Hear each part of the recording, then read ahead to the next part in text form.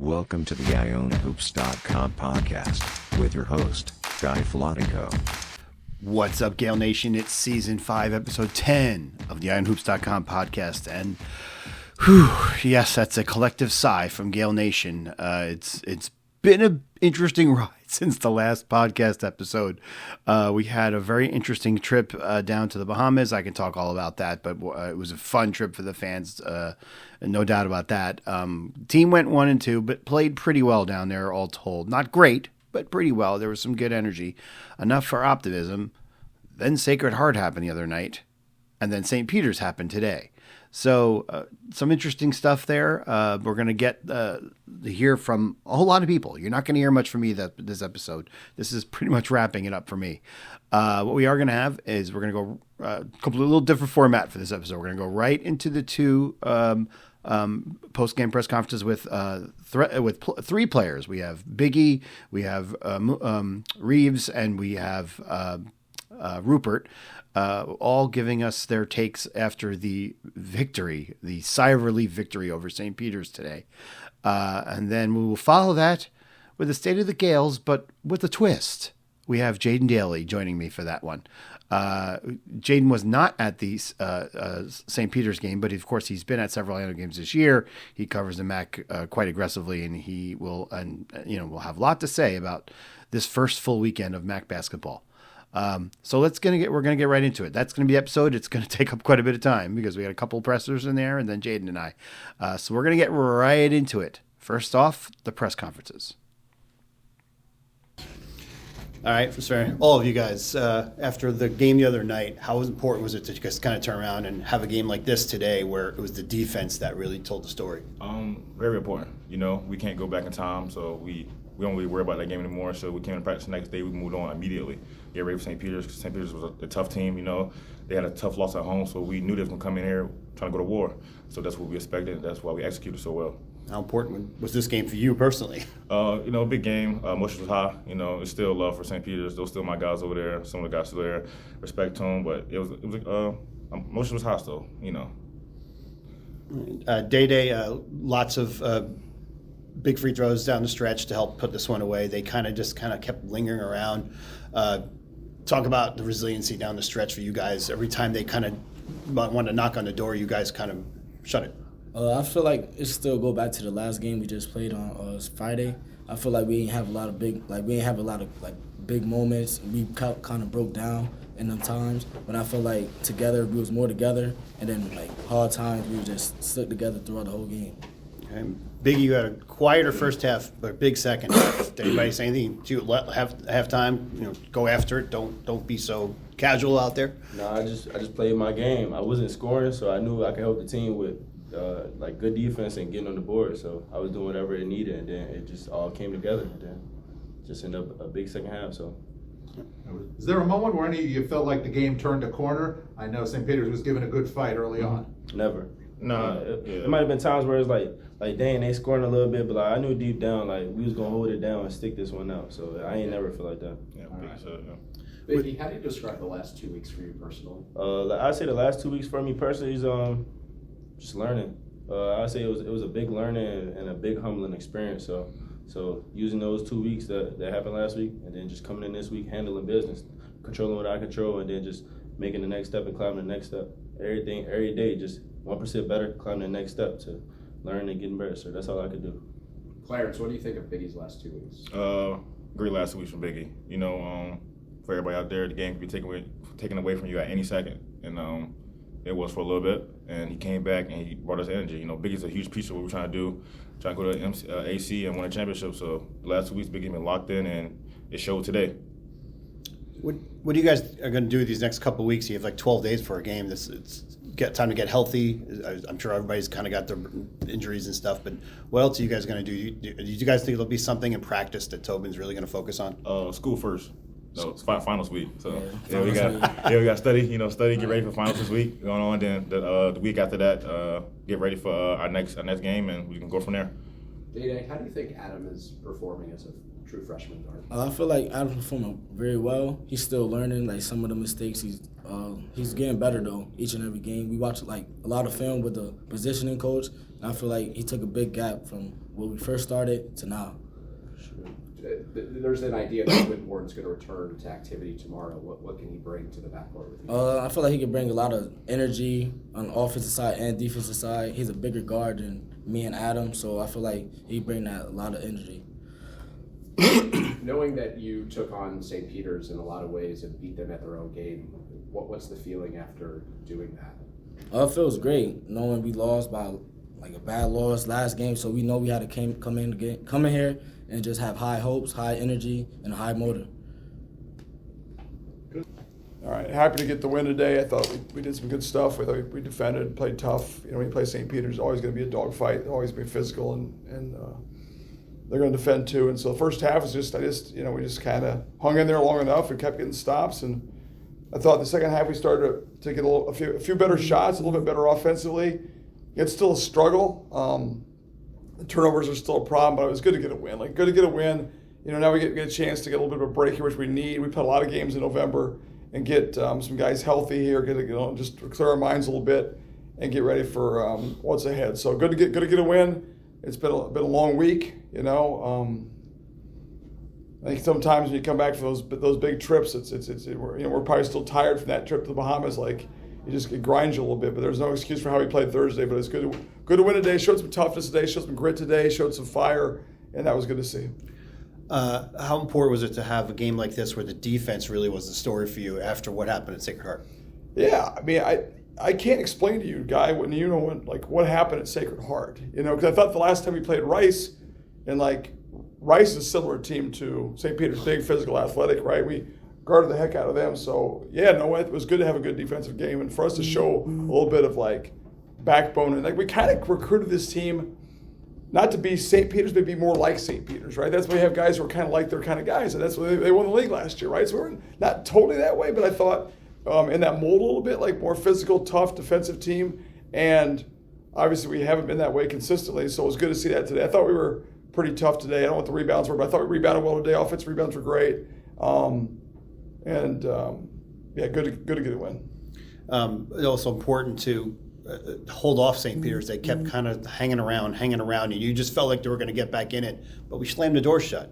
How important was that? Yeah, a couple of good plays down the stretch, right? We just, it's like I was talking to Rupert after the Sacred Heart game, and he was just saying, man, this is hard. With all new guys, it's hard. And we just don't act sometimes like a team that's used to being in these situations. So I get frustrated, we all get frustrated, but it's still a new team, right? So it's we were ahead, and I thought we just kind of at the start of the second half, we kind of just came out just average with our intensity or energy. It was we let them hang around. They missed some free throws that helped us.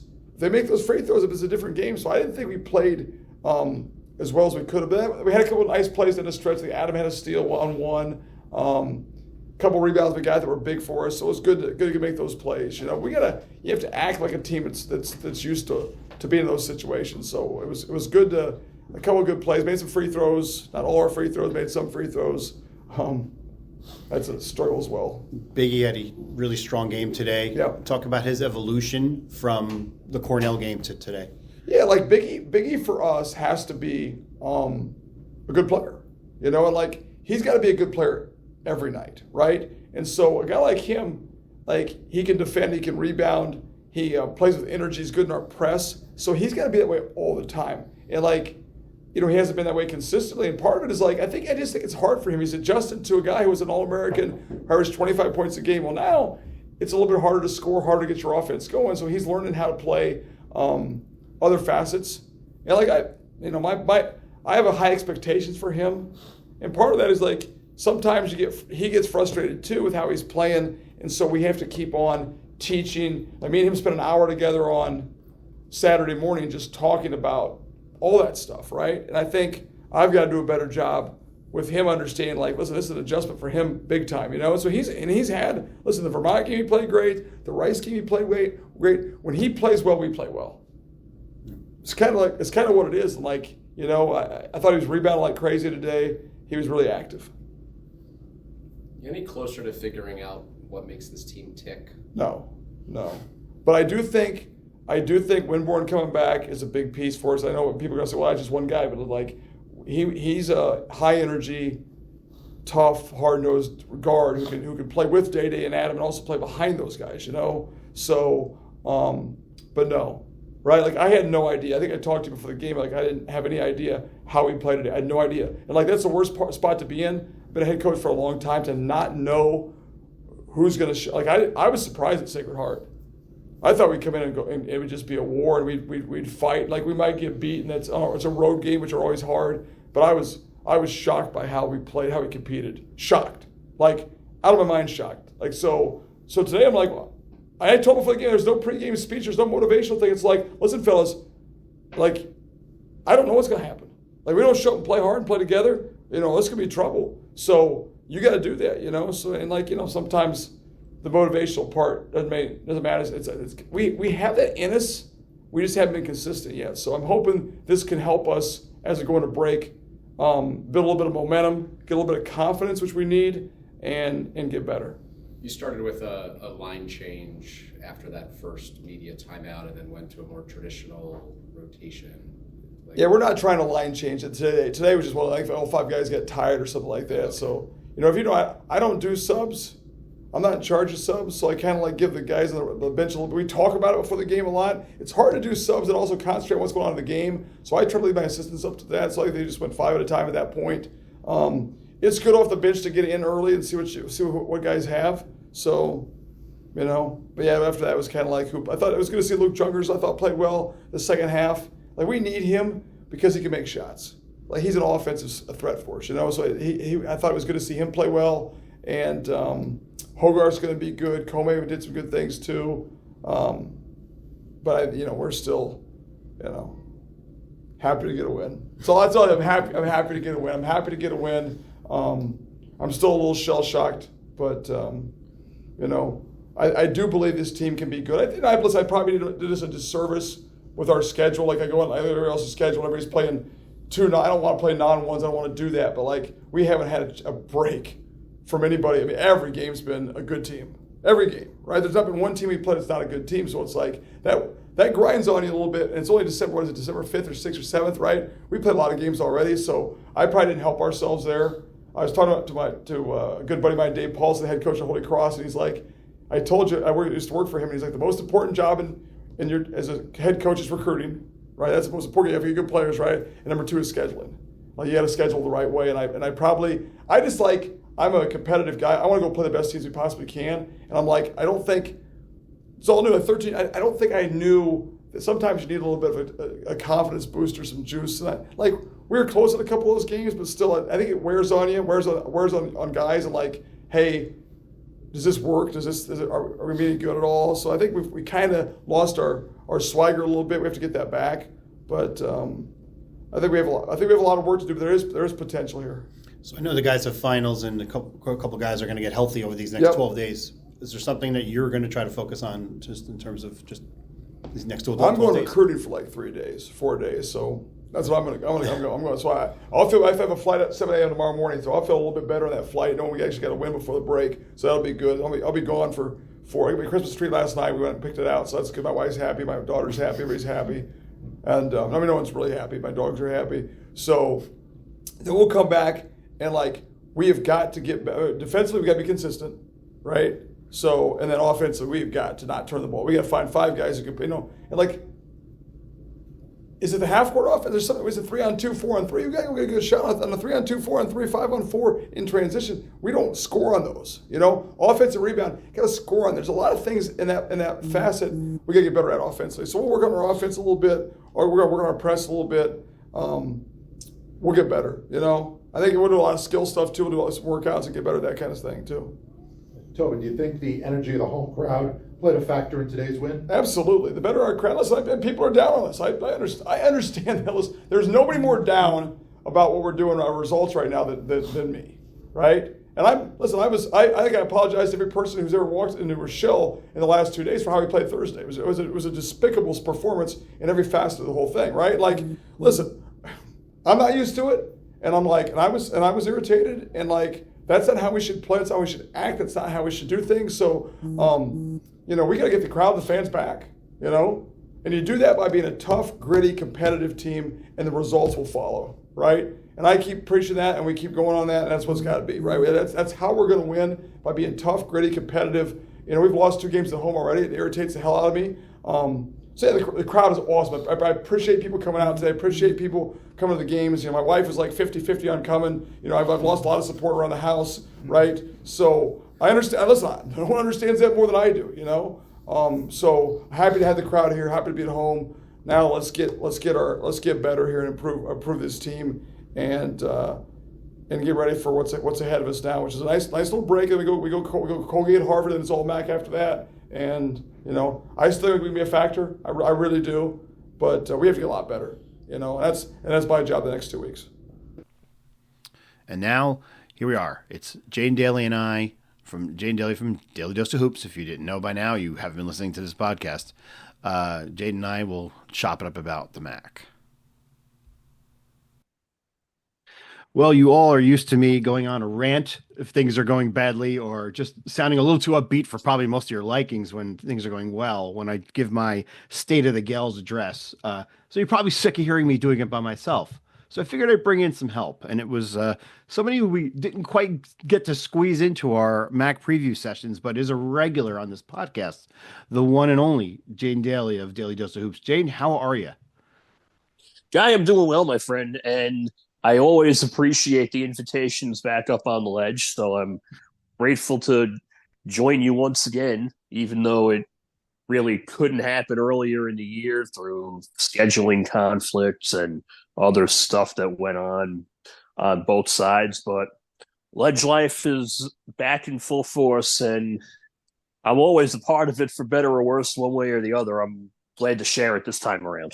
Yeah, the ledge is kind of a little bit of a tap dance. I think some people felt pretty good about it, including me, when we performed pretty well in the Bahamas, and we're quickly back on the ledge and just about off at watching them play Sacred Heart the other day. And then kind of now maybe some people feeling a little better, again, beating a St. Peter's team today. Before we get into all that, though, yeah, I wanted to give you a moment to explain your absence. I think a lot of my listeners check out Daily Dose of Hoops pretty regularly, so they know his circle's expanded a bit. Jaden, tell us about what's going on over at Daily Dose. Yeah, I've picked up a few extra writers this year. After I got back from the Final Four in April, I wanted to travel less and not do as much during the regular season. You know, when you cover 110 games like I did last year, and you're in the 90s, you're in the hundreds regularly as I've been, burn yourself out. And the mileage on my tires isn't what it was 10 years ago, so I'm trying to conserve a little bit more. I've picked up some other really good writers that have stepped in and handled a lot of the day-to-day MAAC operations. You probably won't see a written version of MAAC Monday this year on the site. What I'm going to try to do is I'm going to try to do that in a space a little more often, provided that the other co-hosts on my panel are around and available and can break stuff down. But we'll get to that as the year goes on. And I'm trying to pick my spots in the non-conference before it inevitably heats up. So that's why I haven't been around an Iona game in almost a month. Well, the good thing is like you said, you haven't been around in a bit, but you did see a couple of the early performances. Again, they were up and down as well, but you saw the game against Princeton, which still was one of our best efforts of the year.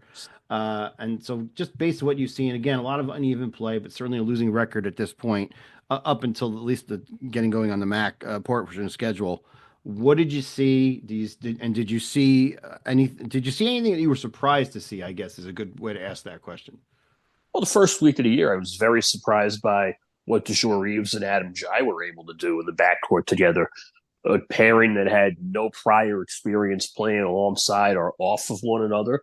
And the way they looked in the Princeton game, you'd think they were playing together for at least a year or two, with the way they were able to feed off each other, find one another, create for one another. And obviously, when you run up against a player like Xavier Lee, sometimes it's not going to go your way. But even in a one-point loss, I was very impressed with the way those two handled themselves. I have a lot of questions about the front court. I still do, a month later since I last saw Iona after the Delaware game. And you know what?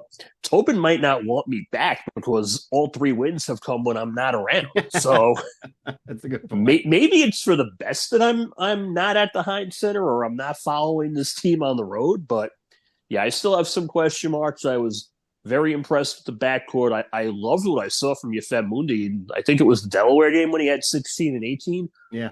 He came off the bench. It was a little bit of a lineup shakeup, which we've seen a couple more times since then. Yep. Where Tobin's just trying to find the right answers, the right combinations for this group. And, middle of December as we record this right now, you're always going to have more questions than answers. But when you can keep the questions to a minimum, and I feel like this Iona team, I'm going to give it the benefit of the doubt again, like I did last year, when it looks like it's starting to figure itself out, and a win over a St. Peter's team that bullied them both times in the regular season last year is a step in the right direction. I think I feel a lot better about this team than I did a week ago. Yeah, it's interesting because the big discussion during these struggles for the Gales during the non-conference schedule was, what's going on with this offense? Why can't they do anything? And my answer has always been, well, we've been banged up, and more recently, I've been kind of going toward the 5-out offense is not something you can pick up overnight. It takes a lot of time, and it's really not. And then you don't have anybody who's in the system already that knows it. And, these are excuses in some of the Iona fans' eyes, but there's still truth to that. But the more alarming thing, I've been saying all along, I didn't expect Iona to be a great offensive team this year. More alarming thing is that up until today, the defense has been really horrific. And it's really been bad. I mean, teams are just lighting us up from 3, shredding the press. There's been glimpses of hope throughout, but up until today, they hadn't strung a full game together of good defense. I don't know if you've picked up on that as well. Well, yeah, and I think you're not giving Iona as much credit, Guy. I feel like the Vermont game's a lot better than you're making it out to be, especially with the way Vermont was shut down in the final, 5 or 6 minutes of that when I wasn't there. So yeah. I can't provide an exact account, but the defense against Princeton was not great, especially in the second half. The defense against Hofstra was, let's be honest, a no-show for 40 minutes. And Delaware was a good defensive effort. I tried to follow along with Cornell and the Bahamas games. That's an incomplete on my part because I didn't really pay as much attention to it. Well, looking at Sunday against St. Peter's, coming off a demoralizing effort against Sacred Heart, where Sacred Heart put up 83 and got virtually whatever it wanted. Against the St. Peter's team known for defense, essentially having to play its style for a majority of the game, I would say it was the best defensive effort of the year, and probably by a considerable margin, too. I don't know if you got a chance to listen to the audio from the press conference after Sacred Heart. And I haven't. I'll probably listen to it when this gets posted and produced later on. So yeah, I mean, after Sacred Heart, Tobin just didn't know what happened. He really didn't have an answer as to why the guys were such a no-show. Obviously felt better about the way they showed up today, particularly on the defensive end. But it's just so crazy that there's still no stability yet. He's still very high on what happens to this offense, and especially the offense when Winboard becomes available. We'll find out what kind of impact he's going to have. Iona does have off like 2 weeks now until they play again, so that's a nice little break. But looking at the MAAC, it's funny. We all kind of analyzed the non-conference schedules. Marist was very weak. St. Peter's was very strong. Merrimack's was very strong, and it's just hard to get a read because all these teams had such rough records. And then you wake up the first weekend of MAAC play is done, and the teams that everybody expected at the top were Quinnipiac, Merrimack, and Marist, and they are all 2-0. Just another day, just another couple days in the MAAC, or what here? Yes and no, and all 3 of those teams you mentioned were impressive in each of their own ways. Quinnipiac won 2 physical games at Ryder and then at home against Sacred Heart on Sunday. Put it up 83 in the second game to get to 2-0. Marist won 2 completely different games, won a John Dunn special against Mount St. Mary's Friday, and then put up 82 at Dratty against Manhattan, which is something you almost never see from a Dunn team. But Josh Pasquarelli had 24 points, 9 of 14 shooting, and Merrimack's 2-0, not to disparage Quinnipiac or Marist, but Merrimack's 2-0 is probably most impressive to me because it was the Buffalo trip. Nice baptism for the new guy in the league. Yeah, you go out to Canisius and Niagara for first games of your new conference, and they win almost the same way. They crush Niagara on Sunday the second time around. That 2-3 result is going to give a lot of teams fits, and to start 2-0 after the non-conference schedule that Joe Gallo put together, going up against Butler, going up against Rutgers, Princeton, VCU. They still have to play Stanford and St. Mary's as well. They scheduled like a high major, and you're seeing the results. I think Bud Clark might be one of the best players in the conference. It'll be either he or Monroe that gets player of the year right now at this rate, but you gotta be very satisfied with what they've done. Yeah, and the cliche, they say how a cliche becomes a cliche because it's a cliche, and defense travels, and so that's going to make Merrimack really tough to beat a lot on the, even on the road, especially if some of these offensively challenged teams in the MAAC, and there's quite a few of them actually, so they're going to get their wins for sure. Quinnipiac, I don't think is a shock that they're 2-0, and I think Marist with their experience is not a shock. And then you have the huge log jam at 1-1. We all have that fantasy of everybody in the MAAC going 10-10 or now, I don't know if we're ever going to quite see that, but this year you might have a whole mess of teams, between 8-12 and 12-8 when this is done.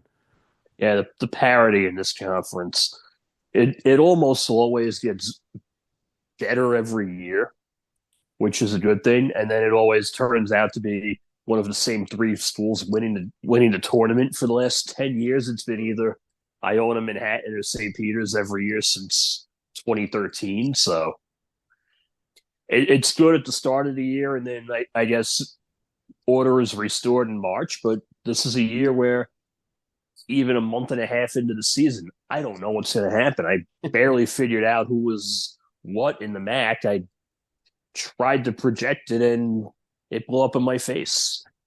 I mean, who looked better than St. Peter's non-conference? And here they are 0-2.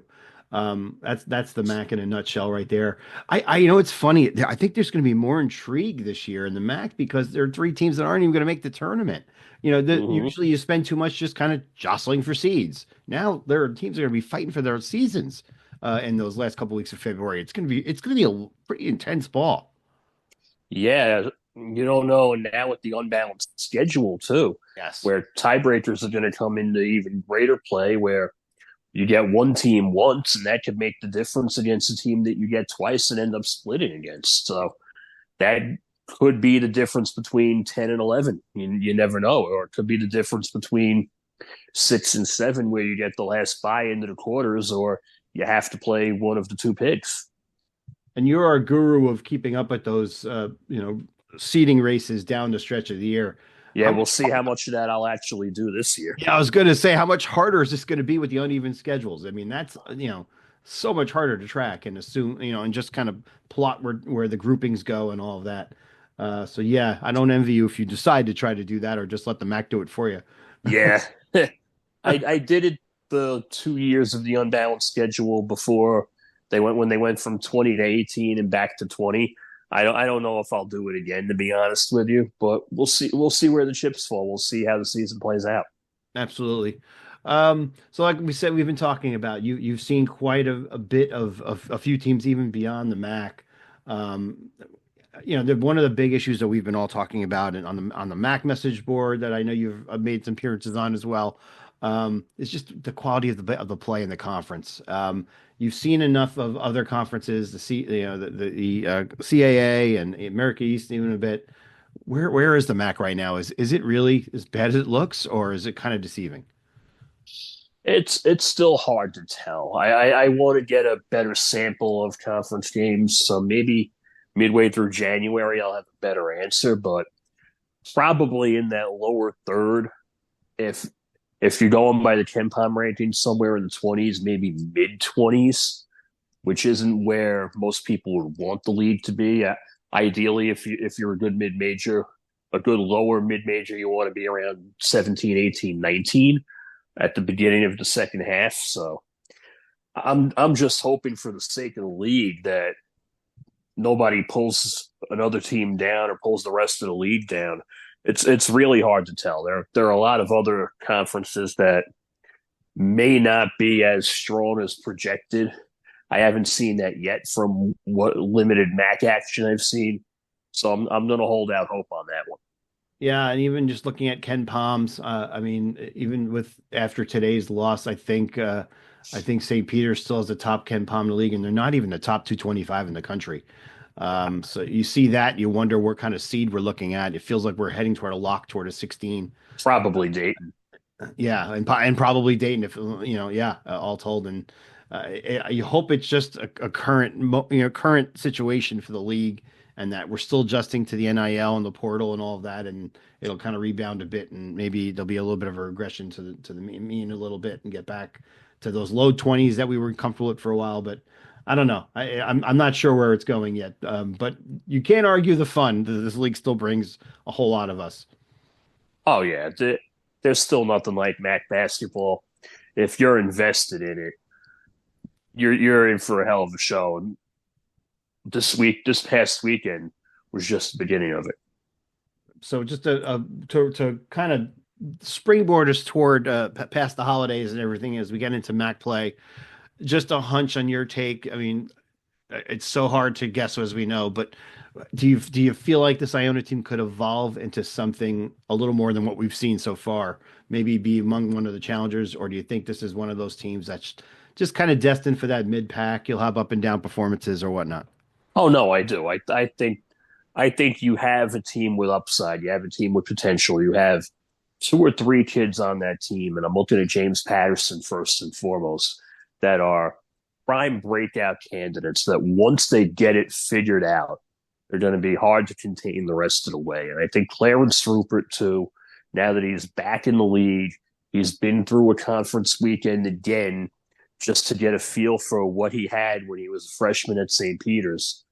I think guys like that, when they put it all together, when they get back in the league play, are going to be more of a difference maker. You already know what Reaves can do. You already know what Adam can do.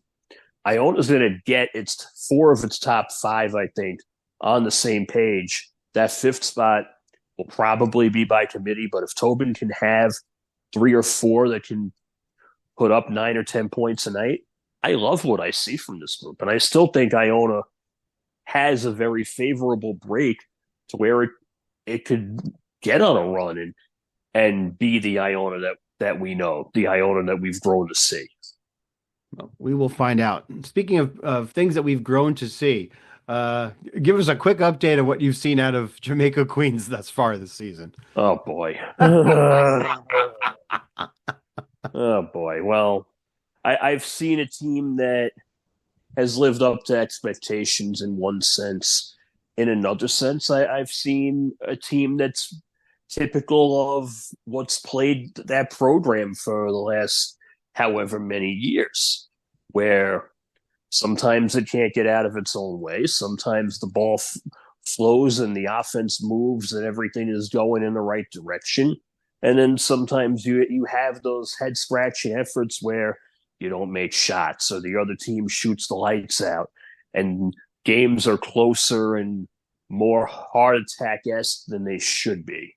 And I've seen more St. John's this season so far than I normally would care to or like to see. Hopefully that'll change in conference play when I go out and hit everybody else. But the Big East in general as a whole is down for the most part too. You look at how UConn played in Maui, where they lost all 3 games, and now they're just getting back to where they were. 2 big wins against Baylor and at Texas on Sunday to really turn the page and put that nightmare trip to rest. But Marquette has carried the league. Creighton has had some moments, some ups and downs on both sides. You have Xavier and Providence who haven't shown either of their full potentials yet. Villanova is always going to be a question mark as long as the Wildcats keep playing like like they are. Mm-hmm. Seton Hall hasn't been able to get it together, and that's probably been one of the bigger stories in the conference. So no doubt. I don't know if they can get 5 teams in the tournament right now. They're going to have to go through the league and see what happens, but the non-conference season has been a disappointment, and I don't think anybody would argue that. And has Rick Pitino referred to you by name yet this season? No, he hasn't. I don't think he ever has, and I don't expect it to. But I'm not going to say anything incriminating about that. Well, this is at least not on the record podcast after all, so it's okay if you did. Well, the one and only Jaden Daly taking time. Thank you very much for dropping by and catching us up. We apologize for not getting you on during preview season, but hey, you were spread a little thinner around then. We were in touch quite a bit by then, but got the holidays coming up, and then we dive into MAAC play, and we'll hope to catch up with you again down the line. If for some reason we don't, there's always the MAAC tournament preview episode. Absolutely. Always a pleasure, Guy. I'm always going to have a spot on the ledge one way or another, so don't worry about me. Sounds well. We'll keep a spot warm for you because it's going to be people hopping on and off all year long, I have a feeling. Thanks again to Jaden Daly for joining us today, and we'll catch up with you down the line, Jaden. Absolutely, brother. My pleasure. Always appreciate it. Thanks again for everybody listening. Hey, like and subscribe this on wherever you listen. It's always good to get more subscribers and make this podcast look popular. Stick with this, Gale Nation. It's a bumpy ride. We know it better than anybody out there, I think. But hang in there. We got a nice long break here, and then we're back at it. Stay tuned. Happy holidays, and go Gales. Thank you for listening to this edition of the IonaHoops.com podcast. This podcast is a production of IonaHoops.com and its publisher Guy Filatico. The opinions shared during this podcast are those of Guy Filatico, IonaHoops.com, and any featured guests.